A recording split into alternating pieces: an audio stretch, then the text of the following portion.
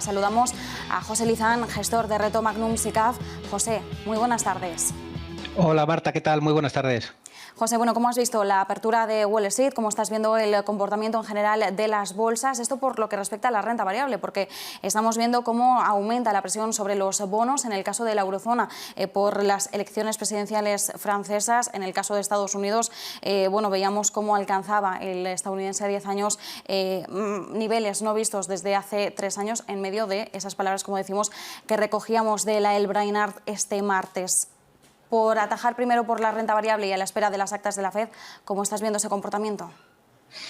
Bueno, pues yo creo que seguimos dentro del proceso de normalización monetaria que comentábamos meses atrás y en un proceso de normalización monetaria, de subidas de tipos, y al final no nos olvidemos que los bancos centrales van por detrás de las curvas, ¿no? Los mercados ya han descontado alzas de tipos y tanto el Banco Central Europeo como la Reserva Federal están yendo en los tipos oficiales muy por detrás, y yo creo que lo que vamos a ver en las actas de la FED es pues constatar que van a seguir subiendo y que van a seguir adecuando la política monetaria a los tipos que ya se están cotizando en mercado, y en ese escenario es lógico que haya turbulencias en los mercados, ¿no? Yo creo que hoy estamos volviendo a ver los sectores más growth penalizados, ¿no? por pues esas alzas de tipos de interés, que al final hay muchas valoraciones que en un entorno de normalización de política monetaria y sin tipos cero son muy difíciles de justificar, ¿no? Y hoy estamos viendo un varapalo importante, por ejemplo, en el sector de semiconductores, que es un sector que había gozado de muchísima especulación positiva, ¿no? En los últimos meses, y estamos viendo por realizaciones de beneficios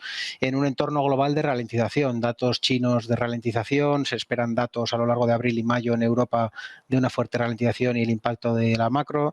Yo creo que vamos a ver en ese entorno pues turbulencias, sobre todo en los sectores de más crecimiento, y creo que hay que seguir muy value, ¿no? Creo que sectores como energía, utilities, incluso bancos domésticos en España o temas de inmobiliario van a seguir siendo los sectores ancla o defensivos donde pues resguardarnos de la tormenta desde mi punto de vista. El sector telecomunicaciones también es un sector que está despertando, ¿no? Sectores muy value, que están con valoraciones muy bajas, que han sido el patito feo durante una década y que ahora es donde debemos anclar nuestras inversiones desde mi punto de vista.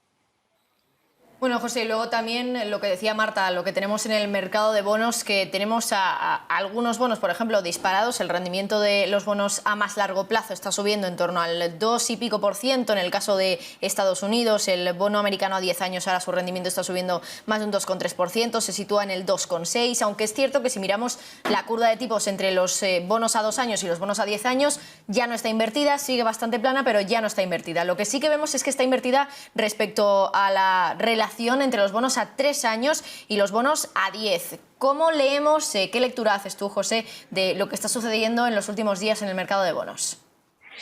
Bueno, yo creo que hay mucho ruido, ¿no? Hay mucha especulación sobre el tema de la inversión de la curva y que eso es motivo de recesión y que no nos vamos a librar de la misma, ¿no? Yo creo que es pronto y es temprano para hablar de recesión. Yo creo que estamos en una ralentización económica lógica en el entorno en el que estamos, en un entorno de endurecimiento de política monetaria, de acceso al crédito cada vez algo más caro, pero también creo que es pronto para hablar de recesión. Yo creo que 2022 va a ser un año de ralentización, con crecimientos un poco por debajo, probablemente 1,5 puntos por debajo de lo esperado antes de que comenzara el año, pero hablar de recesión puramente dicho y técnicamente a nivel global yo no lo veo. Yo creo que va a ser un año de menor crecimiento esperado del que se estimaba en un principio, pero no espero que esa recesión que se está hablando tanto se produzca, ¿no? Y yo creo que hasta que no veamos una compra masiva de bonos de los tramos largos con volumen, no es cuando se descontará la recesión en el mercado, ¿no? Yo creo que hay que esperar todavía ese entorno, y creo que sí, que vamos a estar en un escenario de ralentización, pero no de recesión desde mi punto de vista. Y bueno, queda mucho año por delante, pero yo creo que es un año en el que habrá crecimiento a nivel global y habrá PIB al alza en muchas zonas geográficas todavía en 2022, ¿no? De cara a 2023 ya lo veremos, pero en 2022 yo no veo una recesión desde mi punto de vista.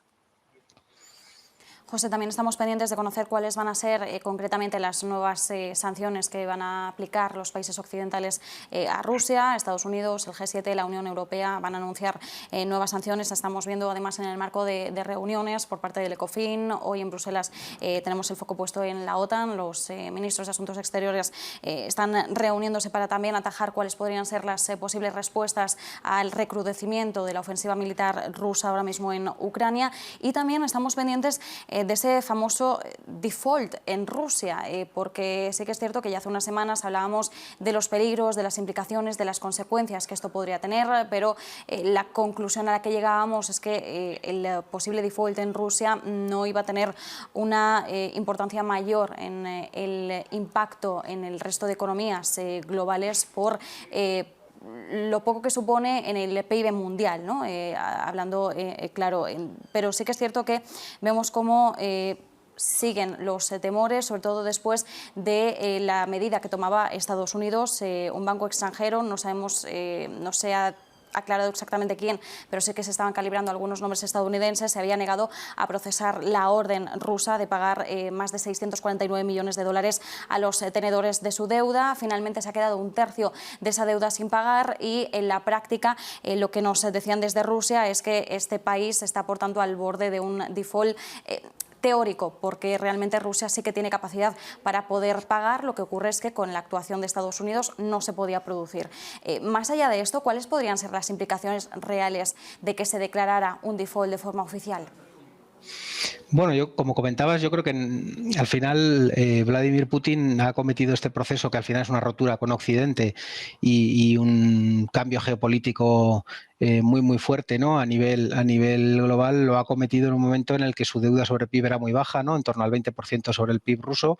El PIB ruso más o menos es muy parecido al de la economía española, en torno al billón, con lo cual un 20% de deuda sobre PIB son unos 200.000 millones de dólares y esos 200.000 millones de dólares están muy repartidos en el mundo. Entonces, desde mi punto de vista, no es una cifra lo suficientemente importante como para causar un efecto dominó, un efecto Bear-Stearns, ¿no? Por poner un ejemplo, ¿no? En las crisis recientes. Yo creo que no es de una dimensión ni un calado.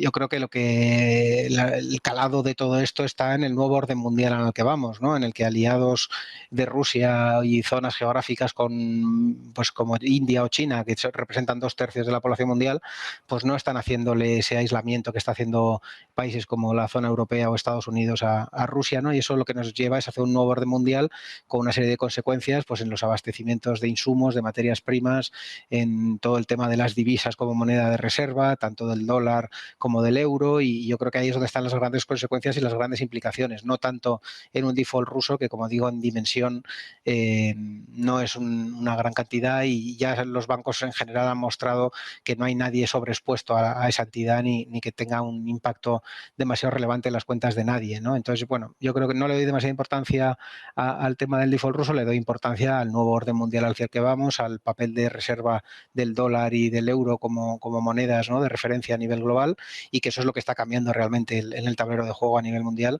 Y como digo, 2/3 del mundo de la población, como son China e India, pues no han hecho un veto claro ni de facto a Rusia, y eso pues tiene una serie de consecuencias e implicaciones en toda la geopolítica global, ¿no? Que yo creo que ahí es donde radica la importancia de todo esto. José, una última cuestión muy breve, precisamente por ese nuevo orden mundial del que estabas hablando, Jens Stoltenberg, de hecho, que escuchábamos a su entrada en la reunión con ministros de Asuntos Exteriores en la OTAN, hablaba de que precisamente en la reunión de hoy una de las principales cuestiones que van a abordar va a ser cómo se está conformando ese nuevo orden mundial, sobre todo el papel de Rusia y China en él, y cómo van a confluctuar o cómo se van a redistribuir los poderes, por así decirlo. ¿Cuáles podrían ser las consecuencias? Todavía es muy pronto para saber cómo se establecería ese orden mundial, cómo bailarían, ¿no?, los principales jugadores respecto a los que conocemos ahora y respecto a los que podríamos conocer más adelante. Pero ¿cuáles podrían ser las consecuencias reales de un cambio de paradigma en este sentido? Pues lo que estamos viendo, inflación, lo primero, ¿no? Al final la moneda de referencia de todas las materias primas en el mundo era el dólar, y yo creo que también hay una respuesta del mundo hacia, llevamos 2 décadas prácticamente o 3 décadas en las que cada vez que Estados Unidos tiene una crisis y Europa tiene una crisis se dedican a imprimir moneda, y yo creo que también esto es una respuesta o una coz desde el mundo de los commodities y del mundo de las materias primas a no me vale el dólar como moneda de referencia vinculado a las materias primas, ¿no? Y yo creo que eso es lo que vamos a tener, unos commodities mucho más altos y una generación de inflación mucho más alta, una rotura de la globalización. Hoy escuchaba palabras de Scholz, el primer ministro alemán, hablando de que la globalización se podía dar por terminada y que el todo barato y el todo con costes de producción bajos había terminado, y yo creo que eso es así. Estamos viendo vuelta de industrias, estamos viendo roturas de cadenas logísticas, y yo creo que el fabricar en países de salarios bajos para ser la fábrica del mundo hacia Occidente, pues se va a romper y vamos a tener que reindustrializar muchas zonas. Ya empezó Trump con el Make America Great Again, y yo creo que ahora esto pues es otro paso más, y yo creo que esas son las consecuencias principales, ¿no? El desvincular el dólar de determinadas materias primas, el generar inflación a nivel mundial con precios más altos de commodities, el generar nuevas relaciones bilaterales, Asia contra Occidente, Estados Unidos y Europa, ¿no? Fundamentalmente yo creo que vamos hacia un mundo en el que va a haber grandes zonas geográficas con comercio interno y con autosuficiencia interna, y probablemente eso reindustrialice determinadas zonas geográficas y es inflacionario por traer fábricas con costes de producción más altos a zonas donde somos menos eficientes, y con un comercio exterior o una globalización mucho menor, ¿no? Yo creo que el flujo de bienes internacional se va a mermar y se va a centrar pues en otras alianzas, y lo que hemos conocido en los últimos 20 años de una globalización en un mundo abierto en fronteras y deslocalizando fábricas, pues eso es lo que yo creo que se está rompiendo, y eso en general es inflacionario, y es lo que vamos a tener la próxima década, inflaciones mucho más altas de lo que tuvimos en la década del 2000 al 2020, ¿no?